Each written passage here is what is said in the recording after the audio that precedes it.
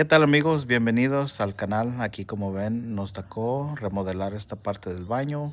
Aquí este cliente tenía nada más un sink y ahora quiere cambiar a doble sink.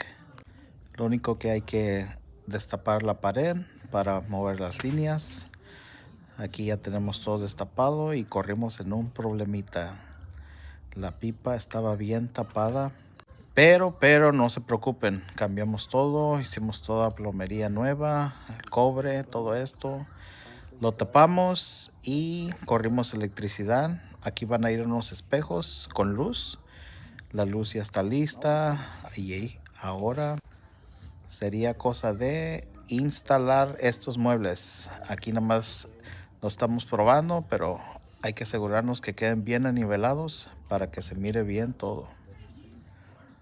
Aquí como ven, estoy enseñando. Oh, y aquí en esta parte va a ir un gabinete para que pongan sus cosas los señores. Esté bien acomodado todo. Las luces van a ir aquí. Todo bien. Chéquenlo. Una moldura ahí, como quitamos un vidrio en esta parte. Y así como ven, aquí está el producto final. Los gabinetes con la piedra, doble zinc, los espejos con luz. Estos espejos tienen 3 diferentes tipos de luces. Los faucets, todo bonito. Saludos.